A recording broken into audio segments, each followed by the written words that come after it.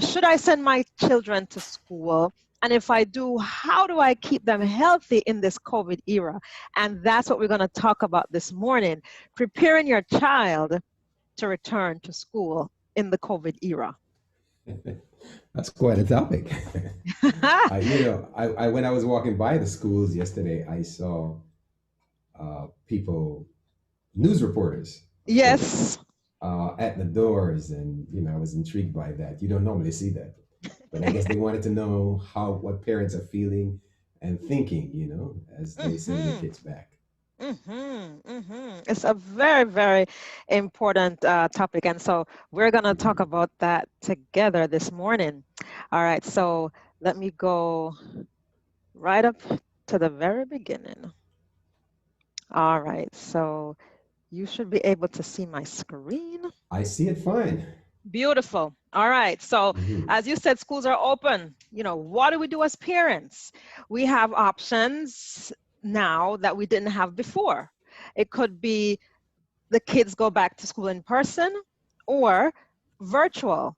Because, of course, there's a concern that as the kids go back to school, there's a chance of them getting sick, bringing it back home, everybody else getting sick. So we got to pick between virtual versus in-person learning.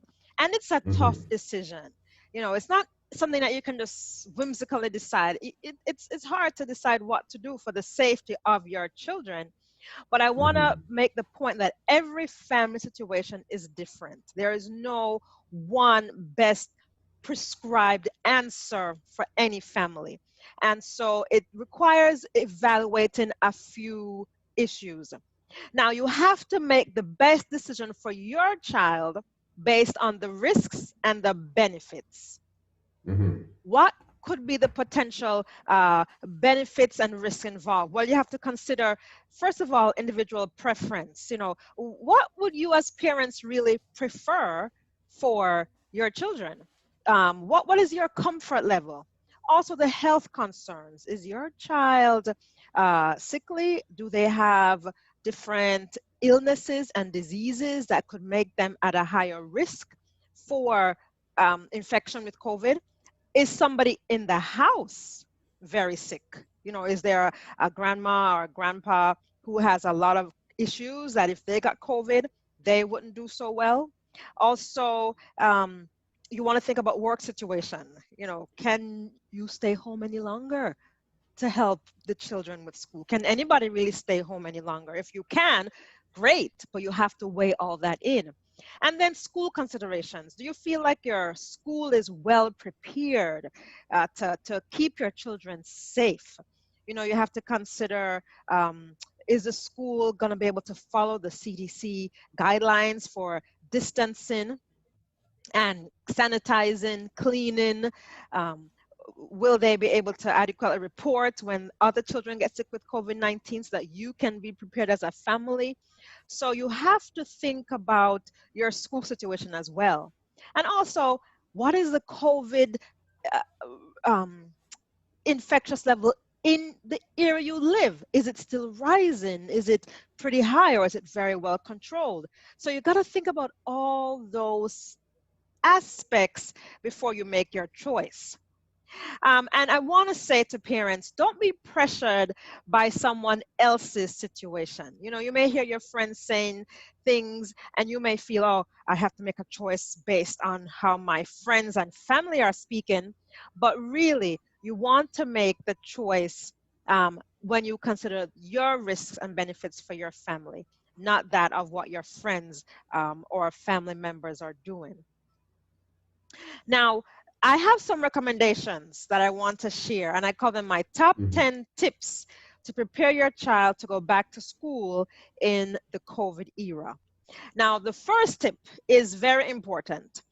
You want to prevent them getting the infection, and the key, one of the big keys, is proper sanitation. So go over with your child proper hand washing. It really is important because even before COVID, that was a big way they were getting lots of viruses and flus and colds, because Hmm. they were spreading germs amongst themselves, and increased sanitation would help a lot. So go over with them how to wash their hands. do it with them. Show them that they have to use soap, water, and they have to rub, not for 2 seconds. I see my kids do the 2 second and they're done. They have to rub the front, the back, in between the fingers, and do it for at least 20 seconds.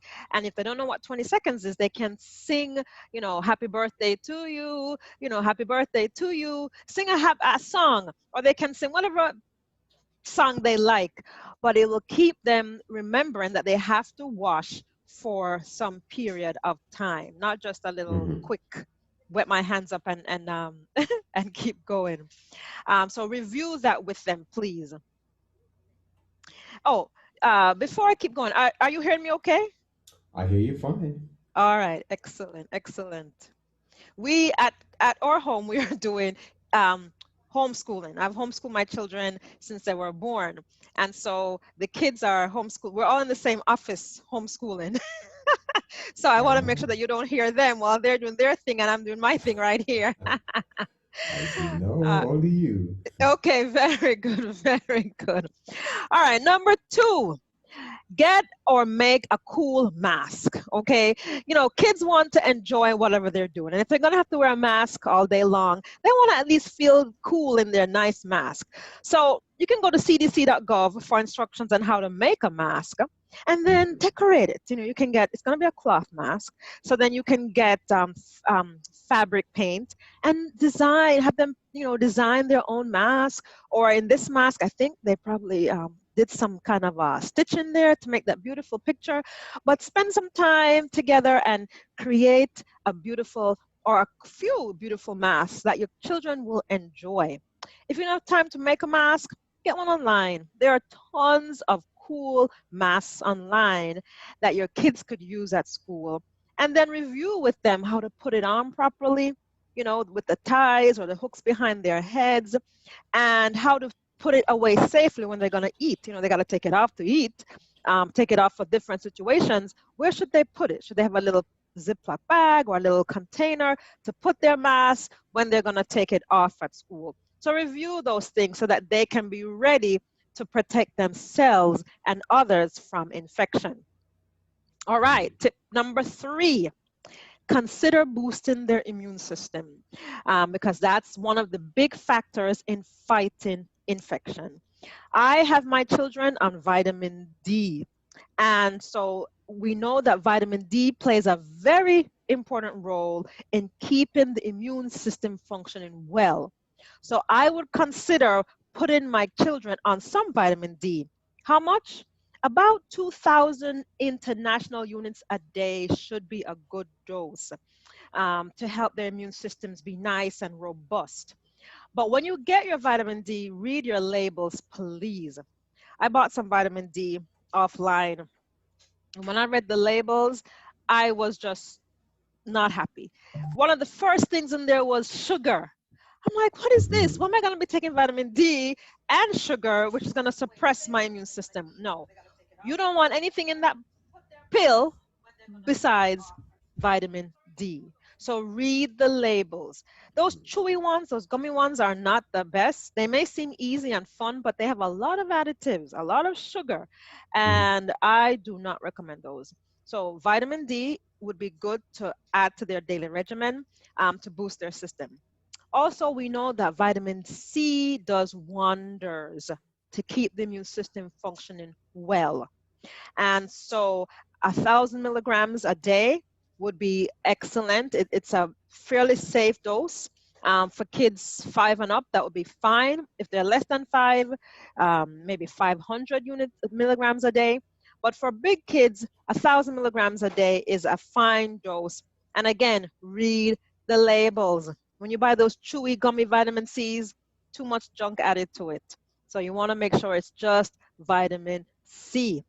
Now, you may Mhm. want to also, if you don't want to have to buy any types of vitamins, be very, you know, uh, just keep in mind that they need to increase it in their diet. So give oranges every day, kiwis, strawberries. Kids love berries. And berries are high in vitamin C. Blueberries, blackberries, strawberries, raspberries, very high in vitamin C. So if you want to give them a little fruit salad every day, that may just be what they need if you don't want to bother with the vitamin C pill. Mm-hmm. Also, next one is point number 5. Consider a kid-friendly bowel cleanse. The bowels are closely linked to how the immune system functions. So if your kid has a backed up colon, if they're always, their poop isn't coming out well, or that their diet isn't the greatest, or even if their diet is not that bad, they would benefit from a nice bowel cleanse. Did your parents give you bowel cleanses or wash out when you were young? All the time, all the time. Do you Watch remember out what? for ball and for worms. Wow. Every time school was starting, yeah. Yes, yes, that has been a common practice in the Caribbean. I don't think it's that common here in the States. Well, I haven't heard of it Mm-hmm. happening much here in the States, but we need to reintroduce that. That's very important because when your colon is not properly clean, Mm-hmm. you are laying a foundation for immune system issues, for infections, for fatigue, for sickness. So you want to clean the bowel out and do that before school starts. Here are a few things, 2 regimens you can consider. You can use something called magnesium citrate. It's over the Mm-hmm. counter and every pharmacy has it. And the key is magnesium brings fluid into the colon so that it's flushed out more easily. So if you want to do Mm-hmm. magnesium citrate, you can have your child do 10 ounces of this right after breakfast and 10 ounces after lunch. And that will provide a nice cleanse of the colon. You can also consider using Miralax. It's also over the counter. It's, this is doesn't taste great and it's a strong one, but you would mix some of the Miralax into some kind of liquid, apple juice or lemonade or water, and have them Mm-hmm. drink a glass, every hour. This should really help your child begin to have large bowel movements within about 2 to 4 hours. And then Mm-hmm. this is going to keep happening for over a day or 2 until the stool is just clear, watery substance. And then you know that the bowel has been really cleaned out. If you don't feel Mm-hmm. comfortable with these, there are certainly a lot of other ways to clean the bowels, and I'll go over those soon. More gentler ways, but these are kind of like a nice big punch to clean that colon out for your child. Things to remember: start the clean out on the weekend. You don't want to give the child the clean out and send them off to school. That's not a good time. They will not be able to sit in class. Okay, so you got to plan ahead for this. Do it on the weekend and have them close to the bathroom. Let them know that you're going to be pooping quite a bit. So once you feel the urge, run to the bathroom and get it out. And let them be prepared for this mentally and let them understand why it's so important. A cleaner colon leads to a stronger immune system and a better chance to deal with infections in the classroom and in the community. Here are some other more gentle cleanses you can consider. You can stew fruits. Fruits like prunes, apples, and raisins can be stewed together. So you put them in a pot of some water and cook them over a few hours till the water is all evaporated. And you can use that as a spread on their bread or even in a smoothie. Prunes and apples really help to clean the colon over a few days, of course. It doesn't happen right Mm-hmm. away. I actually also have something called a berry colon cleanser that I made. It's just a recipe that I put together with things that clean the colon: flaxseed, um, prunes, kale, and I have it in a nice mixture.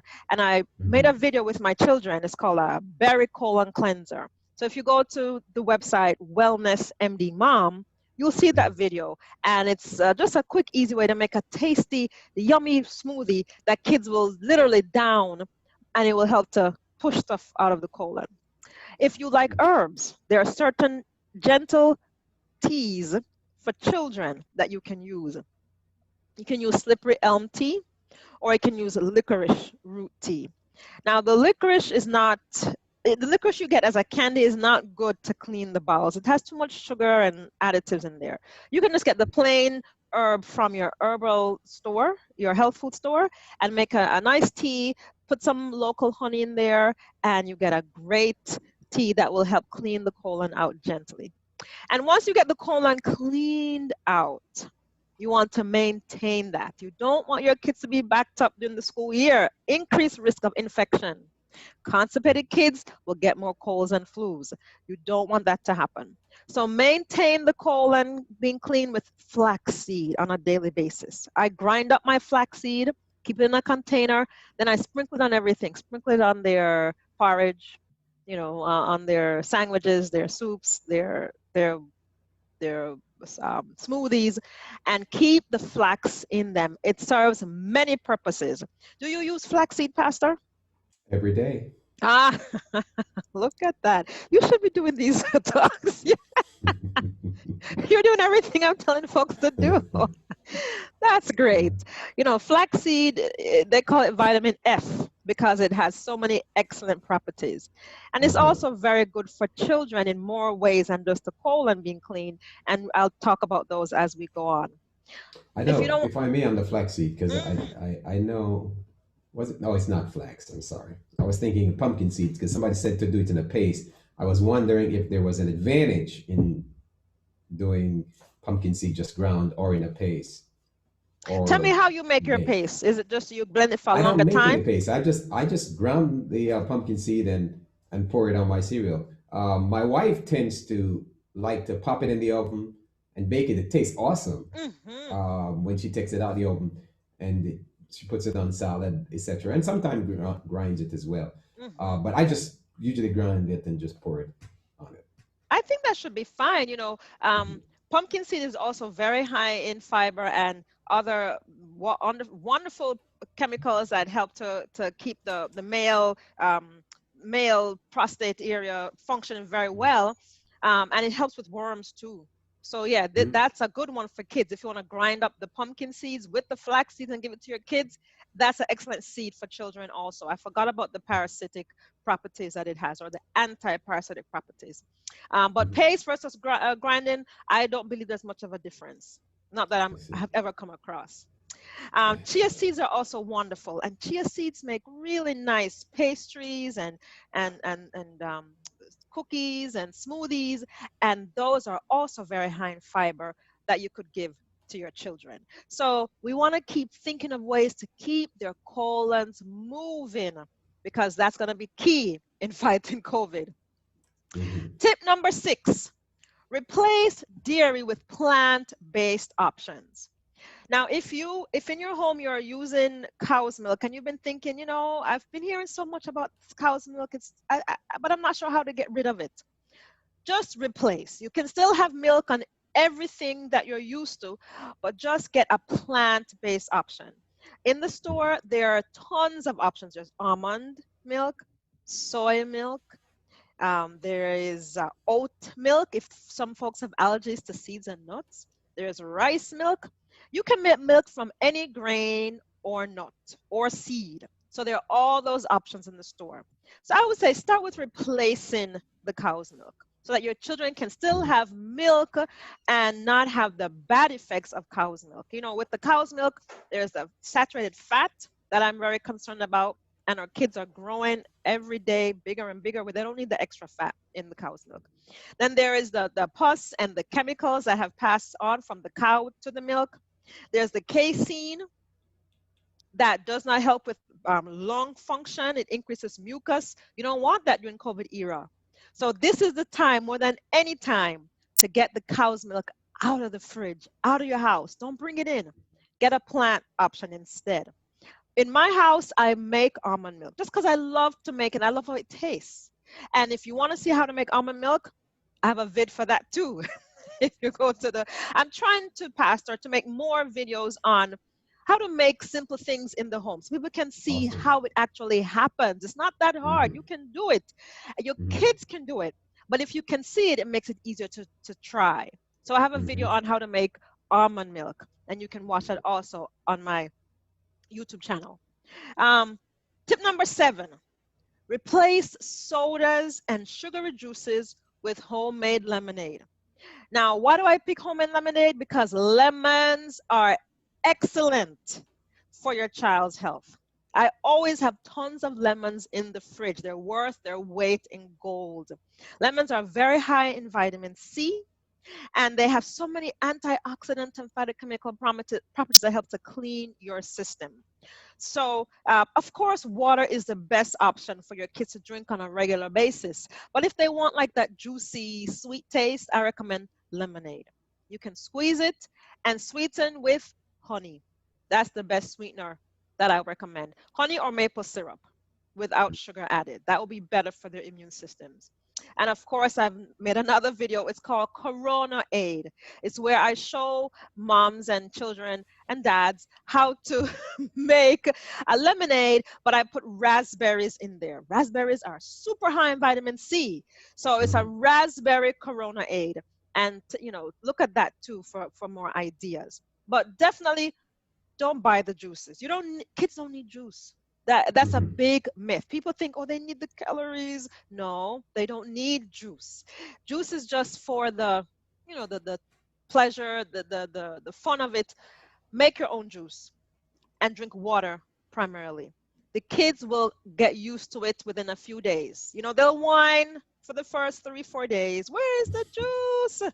But then they'll just start drinking water because that's all there is. All right. So trust me, I tried it. I've experienced it, and I know it's possible. Tip number 8, replace sugary cereals with old-fashioned oats. These cereals here are no good.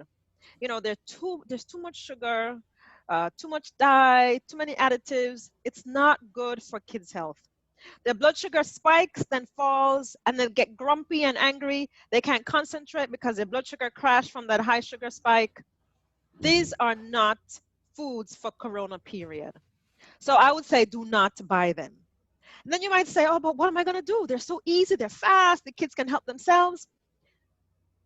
Old-fashioned oats, or even if you want to do quick oats, but just get the oats, just the plain oats. They make a quick and easy breakfast cereal also.